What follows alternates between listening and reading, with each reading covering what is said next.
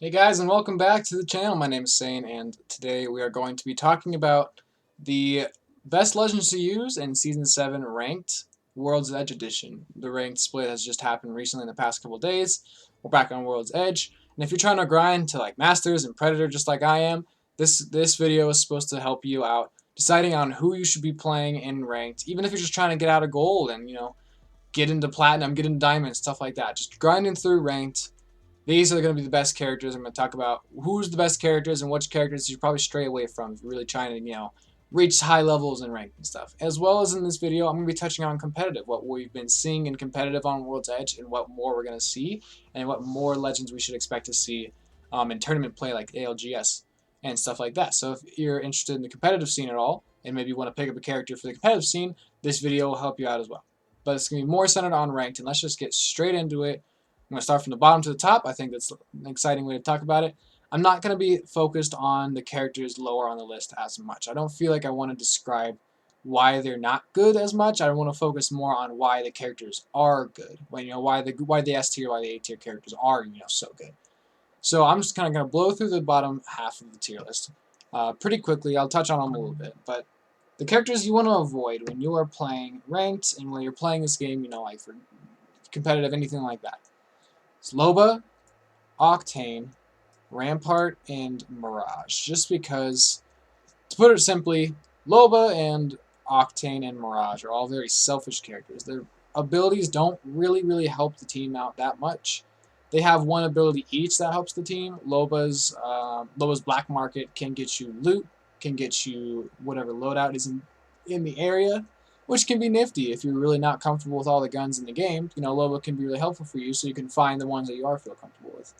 But when you're good, you'll know your landing spots, and when you're comfortable with the game, you'll know your landing spots. You'll know where loot is good, where it is at, and you'll feel comfortable with all the guns in the game. So no matter what your loadout is, you'll be ready to go. And just having other abilities on the team is really going to help you out a lot more. Octane's jump pad can help the team get around, but it's just so heavily negated by other tools like Wraith's Portal, Pathfinder's Zip Lines, and especially now Horizon's Gravity Lift. He's just so heavily overshadowed, and his other abilities just kind of keep him so separated from the team.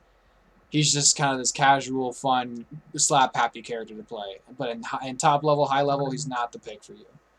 Mirage is all about being kind of this goofy, distractive playstyle. His only real ability that's going to help you out and help the team out is when he turns invisible while he's reviving a teammate. That can be a very nice and hectic fights and ranked, just to keep your whole team alive and keep your RP positive. But other than that, his decoys aren't really do enough, and his ultimate is a nice distraction every once in a while to help you win, I don't know, a 1v1 or something, or help you to run away. But again, the abilities don't add up enough to really justify using them over any other characters in the game. Next up in C tier is going to be Bangalore, and I think Bangalore is going to be solo in the C tier category. Bangalore has the abilities to be useful. The smoke can act as kind of a distraction or some cover. I'm going to put quotation marks, cover, to get somebody to maybe stop pushing you, or at least give you that moment to reset, get your heals off, maybe revive a teammate. Her passive is great. I won't say anything bad about her passive. Her whatever, I can't remember what it's called, but yeah, her passive is great. Her ultimate is decent for scaring somebody off high ground, and then you can go get it later, or just getting somebody out of position. You're not really gonna do damage with it. It's just more just like a big warning to get somebody to clear the area, which can be decent. But overall, all of her tools are just niche, or not niche. They're more just so overshadowed by somebody like Gibraltar. Like, playing Bangalore is pointless when Gibraltar exists, and even Caustic to some extent are just way better characters than her. Her smoke, you can still just shoot into the smoke, throw grenades into the smoke, so it's not actual cover. And you can really hurt your teammates if you shoot smoke while they're in a fight and they don't know what's going on. Plus, Bloodhound just hard counters Bangalore because Bloodhound just sees through the smoke anyways and scans through the smoke anyways, so yeah. Bangalore's going to stay down here. And, in the same tier as Bangalore, I'm going to put Revenant. No, Revenant goes above. B tier is going to be Revenant. Revenant is super high risk, high reward. Now here on World's Edge, he's got more spaces to reliably put his totem where he won't just get destroyed or you won't come back and just get fried. And you've got a lot easier way to kind of get to people on World's Edge since Olympus was so open and World's Edge is a lot more, close quarters in some areas. But again, his whole playstyle is so high risk, high reward, and you really need a good team composition. Like Wraith, Crypto, Revenant was a really good team composition that worked out. You can run Wraith, Gibby, Revenant. You can Wraith, Revenant, Caustic. Maybe you can make that work. Bloodhound could be the third one there. Some of his comps are kind of. He really needs like a really solid team composition. He really requires, the team to be on the same page for like the entire game. But when you're playing ranked, you're really not doing that all the time. You're playing with, people you only play with every once in a while, or even just with randoms. And with the lack of communication being there, he kind of just falls apart. Same thing's going to be for Crypto, actually. Crypto is a super, super useful character. You're going to see him a lot in competitive play, because when the team communication is there, Crypto can be really good. He hard counters characters like Watson and Caustic and can just take down their traps. EMP is really good for pushing people, as it just starts them. They're all cracked and they're all easy to kill. He's so good at getting safe, reliable information, where he can scan the big banners and see if there's any teams around, or he can fly his drone and go scan survey beacons in a whole different area. He can get your uh, he can get your beacon or he can grab your player card, I guess is what it's called, or something like that, from your death box. So he can grab you from your death box and he can go revive you, all while on his drone, where he's not no risk. So he's kind of this no risk character. He's like no risk for information, but he really needs communication to work out with the team so that he just doesn't get left behind, so that your teammates don't just leave you behind. Because then the Crypto has to catch up, and then the team just stuck in like 2v3, and it's a little awkward. So yeah, in ranked and solo queue, he's not quite there. But if you've got the communication, if you've got friends that you always consistently team up with, he's really great. And competitive, he's absolutely great. Competitive, he's easily S tier. But in terms of just ranked and climbing up through ranked, might not want to pick him. You want to be picking some other legends. Now here in A tier, this is going to be some legends that are just very, very strong.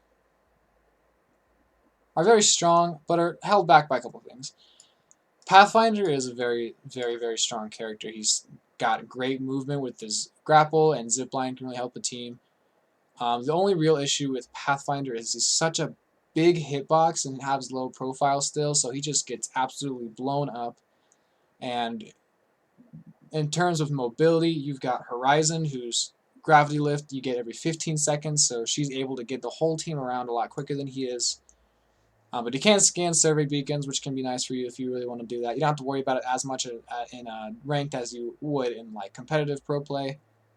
In pro play, he's probably around A tier, maybe S tier. You're going to see some Pathfinders in competitive as well, still. But in ranked, he's still a fine pick. If you really like him, go for it. But if you don't have him, there's some better picks out there for scanning survey beacons or even just getting mobility out there.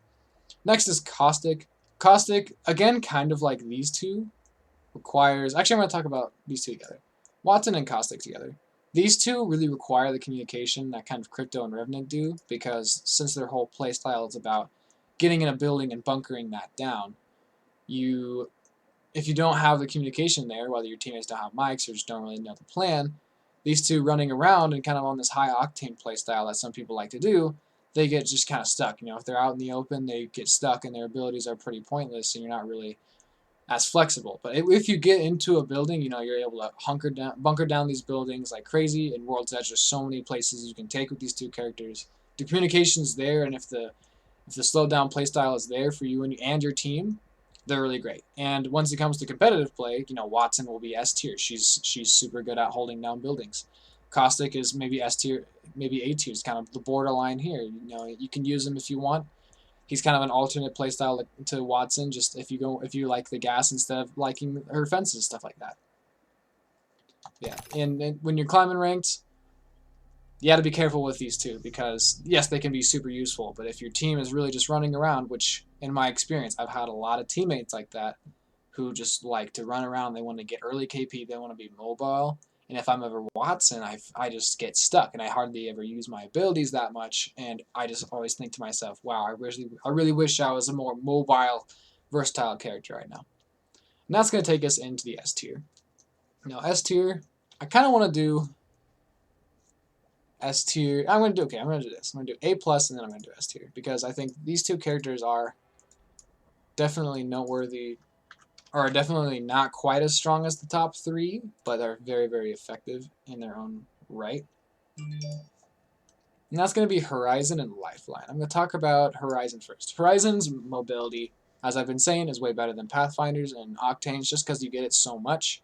World's Edge is a map that's filled with so many different layers to it. You've got so many tall buildings, like 5-story buildings, which usually take you a while to get to the roof. But with Horizon, you can just queue up there, be there in a matter of seconds, and she really just kind of changes the whole playstyle of World's Edge, where people usually would take high ground and hold that and wait for people to come up to them, through the zip lines that they need, like in Fragment East and Fragment West. It's usually like, yeah, take a zip line and get to the top floor or something like that, or come up these stairs.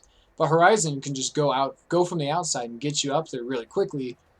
She offers this new, flexible, aggressive playstyle. Also, with the tight buildings, her ultimate works a lot better. You pull them into a tight room, tight corridor, and you throw your grenades in there and just do so much damage. You run in with your Mastiff, run with your close range gun, beam them down. Can do a lot of damage. She can be very effective and very flexible. She's mostly aggressive and very agile and mobile, but she can still work in kind of a defensive manner. With her ultimate, you can trap people in one place, and you can get away very well with her Q ability, with her tactical ability, and just her overall movement in general. She can really help the team out in that way. But you definitely have to be a very good and very capable. That's the word. Capable Horizon. I main her this season, and I've had some teammates who take Horizon from me, and they just don't use her abilities well, and our team falls apart. And there'll be games where I'm just feeling on point with her, and my gravity lift throws are on point, my movement is on point, and we just end up swiping the lobby, sweeping the lobby. It's great. So she's kind of this alternate playstyle you can do. Now, Lifeline is always reliable and ranked. You won't really be seeing much of these characters in competitive. You might see a couple Horizons every once in a while, just more like experimental. You'll never see Lifeline in competitive play.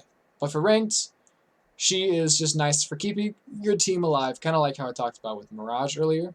She's got the dual res, and you can put your Doc drone down to res somebody. Put that shield up that can really help you in fights if you ever lose a teammate or they get knocked down.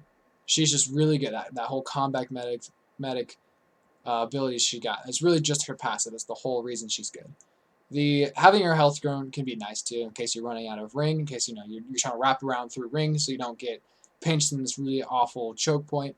You can come out and use her health drone and get up and save your meds, stuff like that. It's kind of nice. Her ultimate ability really not useful at all, but it's just that revive, that double revive, and that Doc revive, putting up that shield, so useful in crazy hectic fights. She's very, very reliable to have. Now, the 3 S tier legends is the same as it was when we were on Olympus. I don't think this changes that as much anymore. They're not quite as necessary. You can get away with using some of these other characters more, but they're still just so strong. Bloodhound, super aggressive character. You've got such reliable information with your scans. You can wall hack people with scans, so it's very useful in mid-fight. And you pop the ultimate ability, and you're super fast. You've got infrared vision. You're just super capable in a fight. Really, really strong character. You can hit survey beacons too if you need to. Gibby, broken. This character's broken. In terms of overall abilities, it's definitely the #1 character. But Wraith is just still so useful. I'll talk about her right after I talk about Gibby. Gibby's got his gun shield, which is a free 50 health that you never lose. You never have to heal that back up. You can poke people, you can poke doors. You're just you have such a big advantage while you're in fight through the gun shield. It's just so much extra health. And then he's got fortified, so he takes less damage anyways. Dome shield is amazing. It is amazing for claiming space. It is amazing for creating a mid-range fight to now a close-range fight. You throw your dome, and they have to advance on you, and you pull out your Mastiffs, and you dome fight them, and you just destroy them. You can get faster heals in the dome shield. You get fast revives for Gibby in the dome shield. It's just dome shield is such a stupidly good ability. His ultimate, so much damage. Catch somebody off guard, catch somebody in the wrong spot, you just get 3 easy kills. Wraith, is the most forgiving character in the game because you can play so relentlessly aggressive with her, and then as soon as things get bad, you queue back to your teammate, you phase back to your teammates, you get back in there. You can't get surprised by people or traps because her voices in her head will alert her if there's somebody looking at her, stuff like that. And Portal is just so good for getting your teammates from one point to another, literally harmlessly. There's no harm in ever using a portal to get from one point to another. There's nothing anybody can do about it because you get there almost instantaneously, and it's safe. If you have a down teammate, you can portal to get them back to where you are. Drop your Gibby Dome, res them, watch the portal. You can even use portal defensively on 2 doors and like maybe a train cart and train yard. She's just so flexible. She's so aggressive. She's so safe and rewarding and good that these 3 characters are just so good. So, if you're playing ranked and you're grinding the ranked and you are trying to get to like those, you're trying to get masters, you're trying to get predator, A tier and above, maybe not even A tier, A plus tier and above. This is who you should be focusing on. For me this season, I'm still going to be focused on my Horizon. But if I ever have a good team composition that we want to play some defensively, I'll feel great playing Watson. Otherwise, I can totally team role fill with my own Wraith. I feel very comfortable with Wraith. I've been working on a Bloodhound recently. I can flex over to Pathfinder. I can even pull out my own Gibby because he's so broken. Yeah, if you are trying to play high level ranked and you're trying to get through ranked, this is a very good list to show you who you should be playing and who you're going to be running into a lot. Do you know what smart players are going to be running? You're going to be fighting a lot of this, a lot of Wraith Gibby Bloodhound. This is going to be everywhere, so be ready for this. So yeah, hopefully this list was informative for you guys. Of course, you're going to be seeing these 3 in competitive too. So yeah, that's another thing. If you guys have any more questions on why a character is placed where they are, if you have your opinions, if you think, well, actually, Crypto's better than B tier, or maybe Revenant's better than B tier, I don't think Watson's this good, stuff like that, put them in the comments below. I'll love to hear you guys' thoughts. Yeah, let me know if there's any characters, that you know, maybe you've played a lot of Mirage and you're like, well, now I want to get more into, high level ranked, and I'm trying to think of some characters to play. If you have any more questions on some of these characters, feel free to leave them in the comments below. I'm happy to answer any and all questions. Feel free to like and subscribe to the video if you like. Subscribe to the channel if you like this content, help my channel grow. I like to put a lot of this information out to you guys and help you guys improve at Apex, just like I've been trying to improve at Apex for a long time now. So yeah, thanks guys for tuning into the video, and I will see you next time.